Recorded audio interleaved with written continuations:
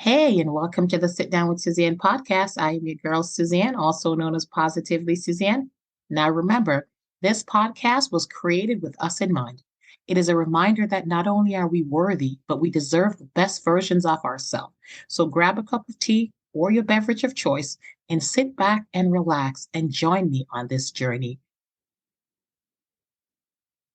Hey guys, it's your girl Suzanne, and I am back with some brand new episodes for season four after a little break. And I know some of you guys are saying that wasn't a little break, but your girl had to take some time off to handle some business. But I am back with brand new episodes, like I said, and I hope you're all caught up on season four because there has not been that many episodes. And I see the download, and while I don't use it as a tool, I am glad to see when I get that report on the downloads that y'all are listening.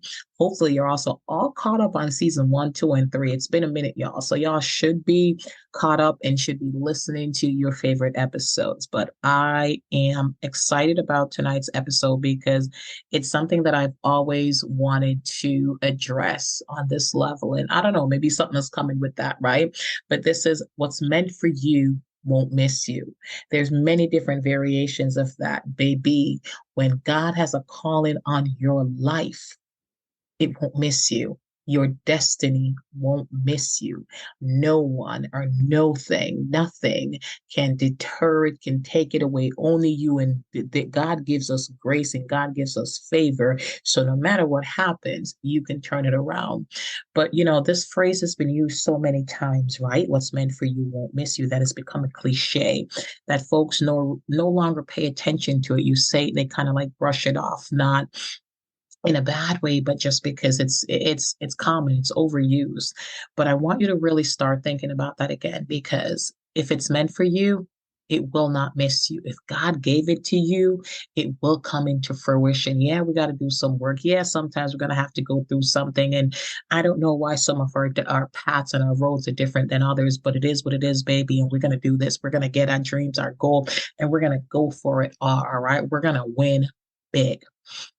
So, we think about things like, let's look at Beyonce, right? Because Beyonce is doing her world domination right now with her Renaissance tour. And if you want to become a singer, you're a performer, you're an entertainer, you're going to say, well, I'm not going to do it because Beyonce is doing it and Beyonce's success is going to impact mine. No. Look at Oprah. Oprah, yeah, I do mention her almost every episode because Oprah is my girl and I love me some Oprah. I want to have my own talk show one day, but am I not going to do it because Oprah's doing it? Has already done it.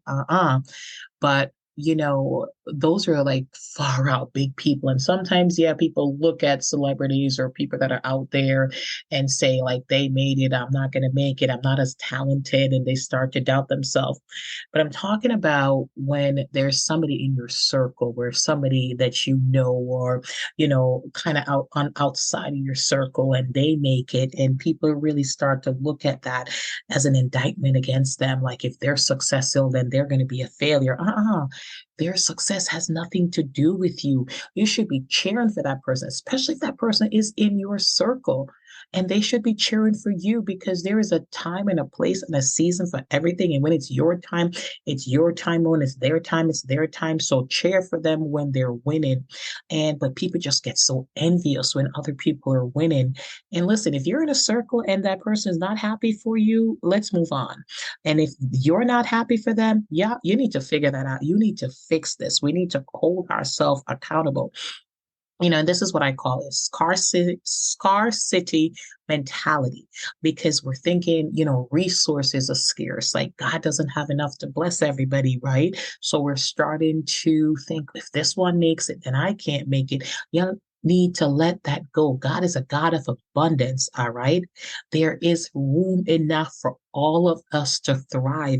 And the funny thing is, sometimes I find that people that are screaming the most that, they're not in a competition with anyone, that, there's room enough, that they're the one that's hurting folks the most. Listen, be kind, live good, treat others well, and, grind, do your thing, hustle. Go after what it is that you want and stop hating on others when they win, because, baby, I'm telling you, it will not hold you back. Their success does not make you a failure. I want you to take a minute and think about any field. Would that field survive if there was only one? was if there was only one lawyer, one doctor, one software engineer, a bus driver, a waitress. Listen, we've been to these restaurants lately and everybody's short staffed, and you see the note, right? Be patient with us, we're short staffed. But imagine if there was one waitress in that entire restaurant. We would go nuts because we would not be getting served anytime soon. So we have to do better than this. What if it was just like that? Think about even like the garbage collector. What was only one? That trash would pile up. Where would it go? We don't have the capacity to get rid of our trash. Something as simple as that. So any field you can think of, any industry, any role, any job, what if there was only one? So we need more than one. We need multiples. We need many different variation because there are billions of people on this earth and there's not one individual that can service them all because everyone has different needs. You know, I'm a coach and their clients. So before I take on a client, I do an initial consultation. Like they're checking me out and I'm checking them out. And there are folks that I genuinely know that they're not the right client for me. And I'm not the right coach for them because it's not even about them not being the right client for me. I might not be the right coach because what they are looking for is I definitely know that it's something that it's not my specialty. And I know my specialty. I know what I'm good at. You know, we've got to figure this out. Not everybody's going to like you. Not everybody's going to want you to be the provider of whatever service or product that you have. Even if you think about something like basketball, right? I loved me some Michael Jordan growing up. I know, remember when, I met my husband and I had a picture of Jordan on my wall. I would talk about Michael Jordan up and down. I believe he was one of the greatest players to ever do it. Although I did meet a gentleman the other day and he said something very interesting to me, and maybe I'll do an episode and talk about that. But what if every player coming up said that they were not going to try because Mike had already done it? He had achieved all this. Look what they did with, the Chicago Bulls, like back in the day. Holy cow, that was just beautiful to witness, right? Suppose they didn't even try because Mike was already in it. We wouldn't have any Kobe. We wouldn't have LeBron. We wouldn't have Curry. We wouldn't have Wade. There's so many good players, great players that we wouldn't have had if they had just given up because they're like, this other person had done it. So just because those persons are far out, like just it feels like, this doesn't touch you. But really and truly think about it. Who is it in your circle that when they are successful, you feel like it's an indictment against you? You feel like if they're successful, then you won't be successful. I'm going to tell you a secret.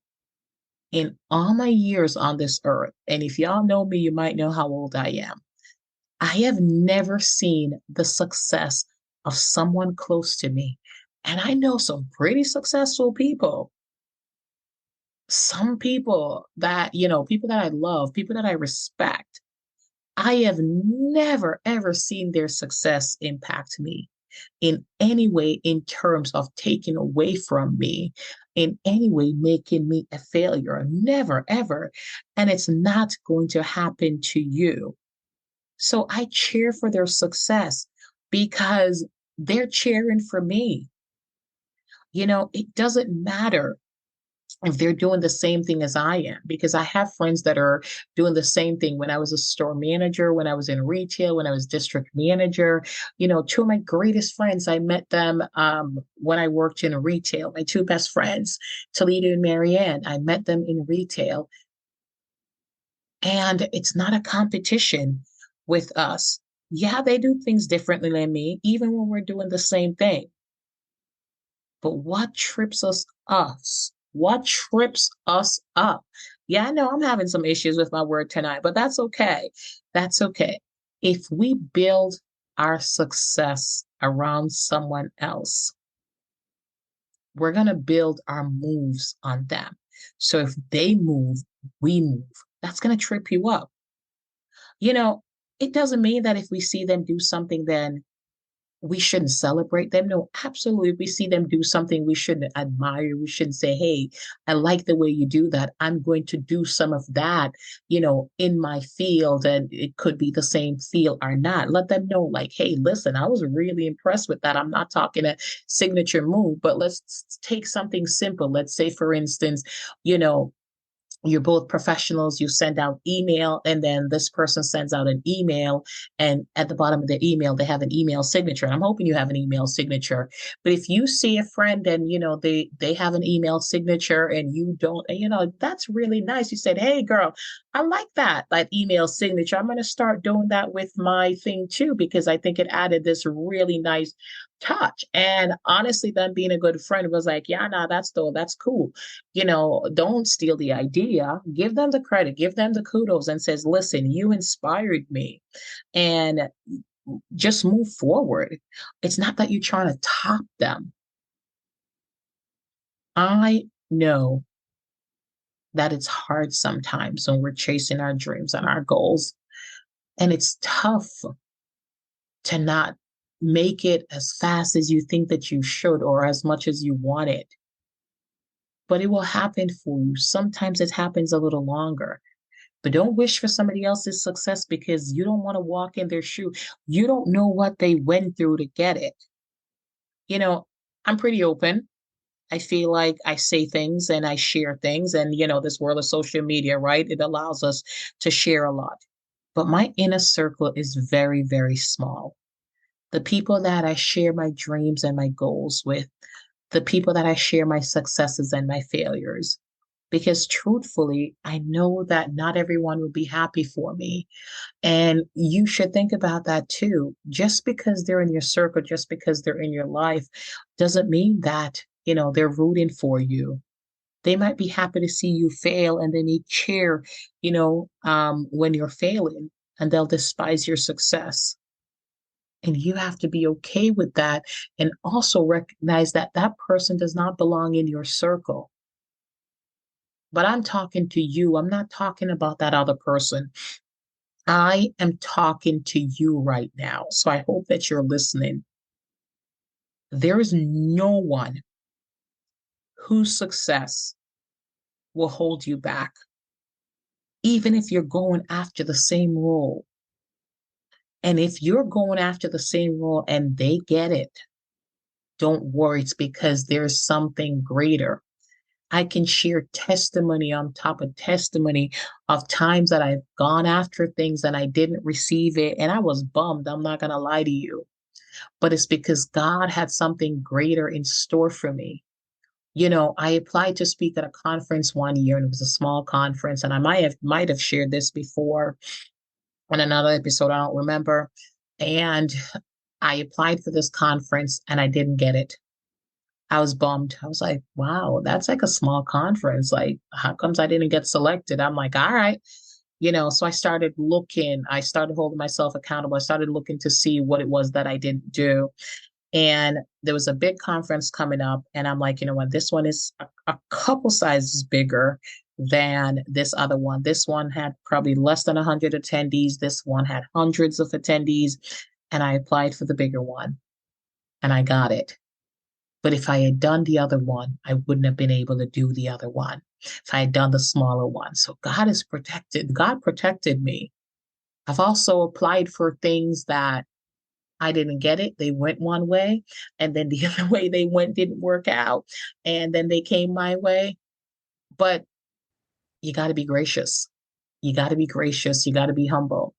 And I think although sometimes I do feel that people confuses confidence. So when people see that you're confident, they think that you're not humble. But listen, look it up.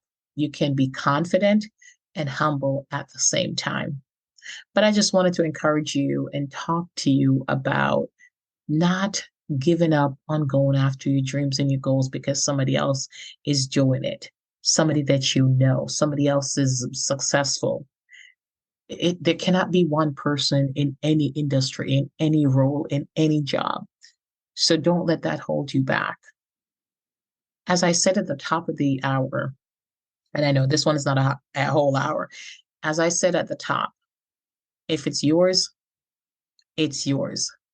So that thing that's been waking you up at 3 in the morning, that thing that's been on your mind, that thing that makes you doodle and jot down notes in your phone, pursue it relentlessly, passionately. And even if you're going after it and somebody that you know gets there before you, cheer for them and focus on doing you because we all have something that makes us uniquely us. I taught a class last year and this year, and it was about creating your value proposition. What is it that stands out about you? Because I promise you, of the thousands, I probably millions of life coaches in this world, there is something different about each of them. There's something different about me. I know so many life coaches. I was at an event recently and I met so many life coaches, and that's okay. There's so many different business consultants. There's so many different motivational speakers. And I love motivational speakers. I will show up and listen because I also like to be inspired and encouraged. So don't worry about if someone else is doing it because you know what? Your time. I know, I've said it a lot, and I'm going to wrap it up, but I just want to remind you, do you, boo? Do you, boo? And stop worrying about what everybody else is doing because everybody else is doing themselves. And if it's you, it's you. So I hope that helped you. I hope that whatever you were wrestling with, that you know that it's okay to move forward. It's okay to let go. It's okay to cheer for others. It's okay to cheer for you. It's okay to chase your goals. And until next time, this is Suzanne saying, see you soon. I want to thank you for taking the time to listen to this episode of the Sit Down with Suzanne podcast, which is available in all major podcasts and directories, including Amazon, Apple, Google, Pandora, Spotify, and a plethora of other spaces, including my very own website at www.positivelysuzanne.com. So choose your app and subscribe, listen, like, share, write a review. Do what you got to do, but make sure you tell a friend to tell a friend that this podcast is where it's at. You can also support the podcast by donating to the show at buymeacoffee.com/positively Susie. And until next time, this is Suzanne saying, you, my dear, are worth it.